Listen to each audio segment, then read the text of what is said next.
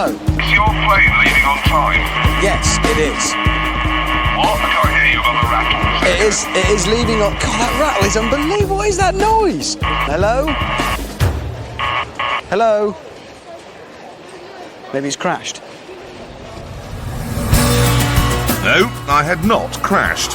I was thinking a little bit more about the car I was driving. Heading down the French auto route in the Aston earlier in the year, I felt like a gentleman. In this, I feel like a playboy. That's the difference. It's a playboy's car, this.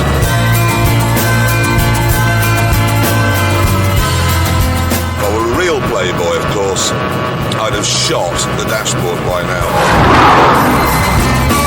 After ploughing our way through check-in and passport control, we had to walk 9 miles to gate 432. And James, as ever, was refusing to run on television.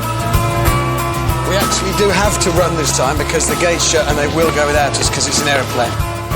Tell you what, though, it is awfully fast. I mean, the Aston, right, that had 460 brake horsepower.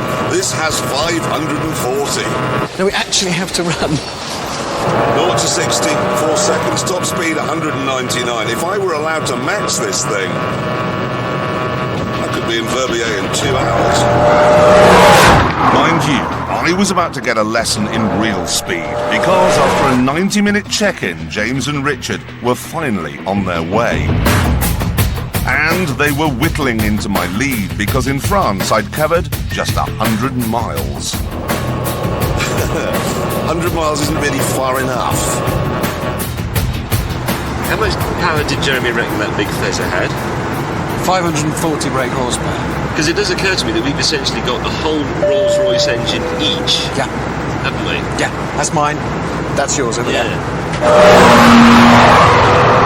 at him, he's belting along the motorway with his awful CDs on. Oh, I didn't tell you this. He's developed a terrible rattle. What has Jeremy? Stop buzzing! Well, he says it's the car. Could be his head. Don't tell me it's at motorway cruising speed. Do you know? It is. Now, at this point, I'd like to tell you about the noise made by this phenomenal car, but the noise it's making at the moment is breakfast at Tiffany's, because that's what I'm using to drown out the sound of the rattle. Yeah, just had a quick look at the fuel gauge, and it seems we need some, so I'm going to give it the best 98 to see if that stops it rattling. Hello. How fast do we go? We're actually travelling at 550 miles an hour today. Crikey, it's fast. He's not doing that. No. Even in a Ferrari. Come on, come on! I wonder how much this aeroplane actually costs. I've no idea. Sorry to bother you again. That's no problem. How much is this aeroplane worth? £50 million. That's 50 million more than a Ferrari, for instance. Quite a lot more, Our yes. vehicle costs. I've no backache, the engine's quiet, the ride's good. Good GT car.